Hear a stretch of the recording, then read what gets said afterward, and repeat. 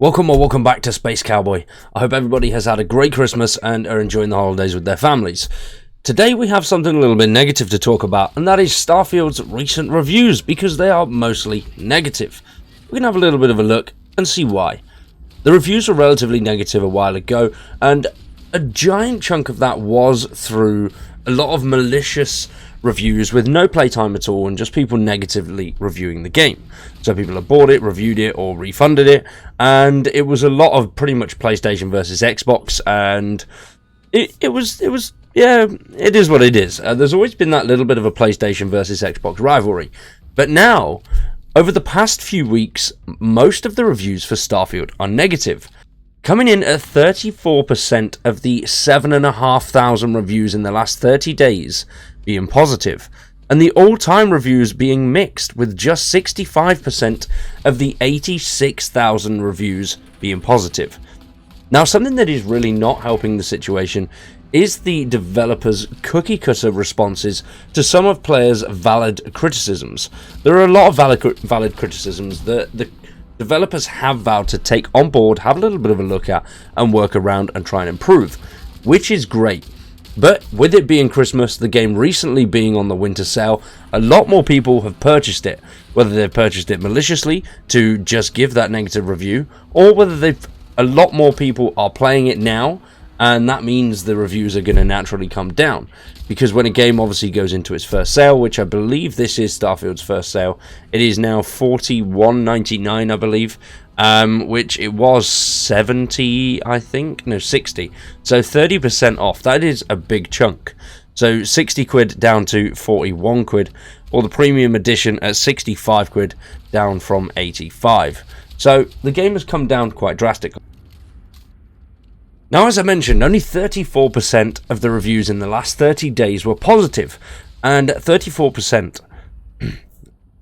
Now, as I mentioned, there have been 7,555 reviews over the last 30 days, with just 34% of them being positive.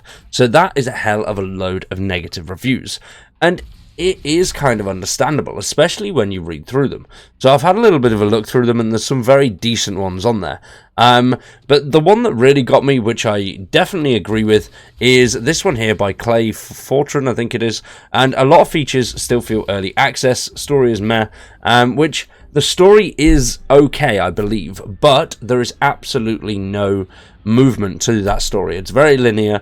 The NPCs always guide you back to that quest or that dialogue that they want you to pick, which is a massive shame. It would be nice if there was a hell of a lot more freedom that we've come to know in previous Bethesda titles.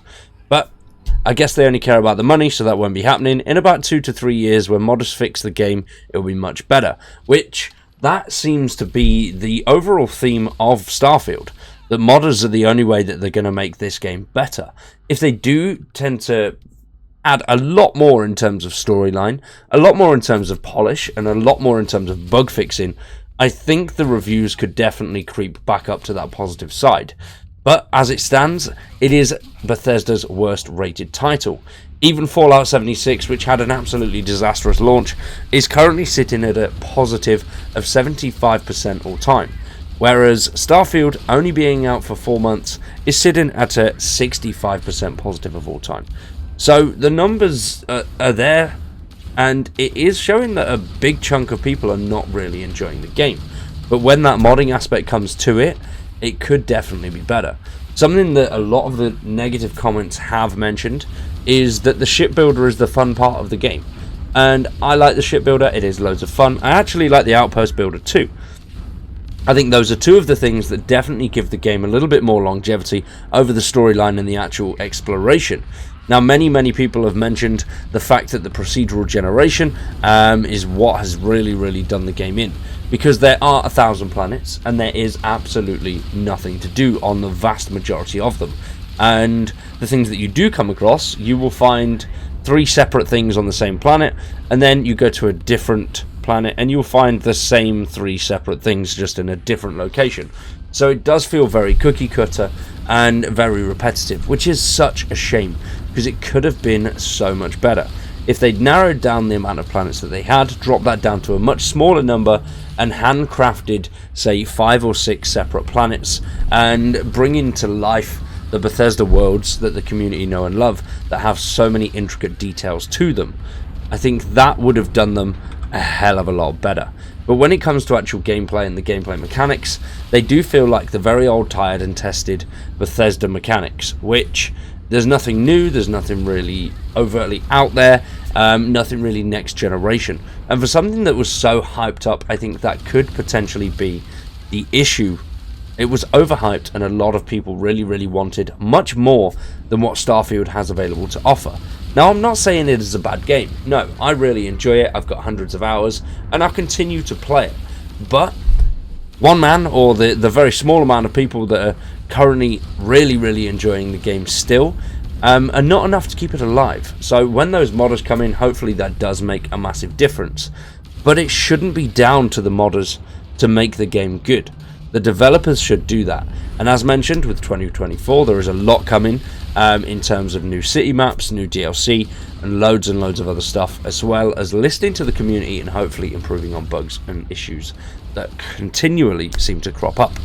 That could definitely change the things. That could definitely have an overall positive impact on Starfield. I'm hoping 2024 is going to be a good year with those 6-week update schedules, and we do start to see a hell of a load of improvements to the storyline and things to sort of do. They've already mentioned that survival aspect, but if you do want to see that video, it'll be in the top right, so definitely go check that out. There's loads of stuff coming in 2024, but is it enough to keep the game going? One thing that really isn't helping to the Starfield reviews is the developers' responses to some very valid criticisms. So this is one here, Bethesda Falco Yamoka, whatever it was. This was on the 31st of October. There's been plenty more since then, and they all go pretty much along these lines, that it's not what the community have made out to be. This is what the developers wanted, and this is it. This is great, which is a shame. So as you can see, we're sorry to hear that Starfield didn't live up to your expectations. Some of Starfield's planets are meant to be empty by design, but that's not boring. When the astronauts went to the moon, there was nothing there. They certainly weren't bored. The intention of Starfield exploration is to evoke a feeling of smallness in players and make you feel overwhelmed. You can continue to explore and find the worlds that do have the resources you need, or hidden outposts to look through. But as mentioned before, those hidden outposts are all relatively the same. Once you've explored 3, you've explored them all. And then quests are made to be completed in several ways. You get to decide who lives and who dies at crucial points of the story, which, by the way, you don't. You get to decide a few very small things that have no overall effect on the storyline, which is a big shame. If you are looking to feel OP, we recommend looking at completing quests that grant you special powers to go along with your heavy weaponry.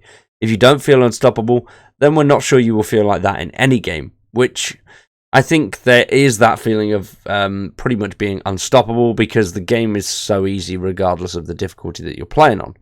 Now, we'd also recommend playing around with shipbuilding and increasing the difficulty you play on if you find it underwhelming. It's a different experience when playing a fast ship that can dodge projectiles versus a slow tank of a ship that is shooting at enemies in a shield depletion race. Outpost creation is also helpful for those that want to be able to craft resources. So, as you can see, it is pretty much just telling the player that they're not playing the game correctly. Your review is invalid because you're not playing it right. And then to make things just that little bit worse, one of the Starfield developers did a big old thread basically stating that, well, the overall gist of it is that there's a bit of a disconnect between the community and, well, between developers and consumers, and that people really don't understand what it takes to make a game. And a lot of people don't, which I don't. I don't understand what it takes to make a game, but I understand what I like in a game and what I want to see from a game. But then there was much more reviews as well on Steam, and obviously much more developer responses by this one here, Bethesda Kraken. The story is as generic as it gets, gameplay is boring. I wish there was a reason to even bother exploring planets and building outposts. Everything is fun until you do it once, and then it's all repetitive. Which it does get a little repetitive, but as you can see here, from Bethesda Kraken, thank you for your time leaving a review for Starfield. You can fly, you can shoot, you can mine, you can loot. Starfield is an RPG with hundreds of hours of quests to complete and characters to meet. Most quests will vary on your character's skills and decisions, massively changing the outcome of your playthrough. And once again, no it won't. Try creating different characters with backgrounds and characteristics that clash or are opposite from your previous character. You will feel like you are playing a different game. Put points in different skills from a character and you've previously created, and you're faced with different decisions to make and difficulties to encounter. There are more layers to Starfield. So as it continues, it all goes on like that. Play New Game Plus, do this, do that, do this, do that. And then another cookie cutter one, basically talking about the planets. This one's by Bethesda Kraken once again. Thank you for reviewing. We're sorry that you don't like landing on different planets and finding many of them empty. Some of Starfield's planets are meant to be empty by design, but that's not boring when the astronauts yada yada yada. Here we go, same thing again. And then once again, a same thing. Exactly the same review, but this one's by Falco Yamoaka, the person that I pretty much spoke about first. And it just continues to say almost the same thing as the previous ones, just worded a little bit differently in some areas, but pretty much copy and pasted in others. And then even some criticisms about Starfield's traversal aspects and how we actually make it through space, where it basically being a lot of loading screens. Once again, modders have come in to save the day and actually fix that, so you can traverse the whole system without using any loading screens at all. There are ways that you can do it which make things feel a little bit more immersive, like using your scanner to see distant planets and then travel directly to them without actually using any menus, which does help a little bit, but you've still got those little instances where there's the black screen and the loading options, and obviously going onto an actual planet itself and then having separate areas, so you have to land and then explore, then take off and land a little bit further along, which very, very disappointing that you have to do that. I think it would have been much better to be able to explore a bigger section of a planet, or if not, the entire planet itself. And then the developer response to that was from Kraken again, with the copy and pasted stuff, and then a little bit more sprinkled in there about the actual planet. And then a little bit more sprinkled in there about planet traversal, and fast traveling has its perks because you can do it quickly, which, yes, you can, and people aren't complaining about the fast travel aspect. The fast travel is there to fast travel. It's not meant to be immersive. But people wanted that immersion of going in your ship and flying across the solar system, being able to see distant planets and head towards them and land on them, which was disappointing that we didn't have that. But with 2024 coming and lots of things being added to the game, and the developers hopefully listening and not putting out any more shitty cookie cutter responses to reviews telling people that they're wrong, 2024 could be much better. Hopefully it is. I'm looking forward to the Shattered Space DLC, and hopefully they do learn a little bit from the launch and the criticisms of the community and work on that and make the game a little bit better. But what do you think? Will they do that, or will Starfield slowly fall away into oblivion up until the modders pick it up and make it a hell of a lot better? Let me know what you think down in the comments below. For now, though, I've been Cowboy. You've been awesome. Thanks for watching, and we'll see you in the next one.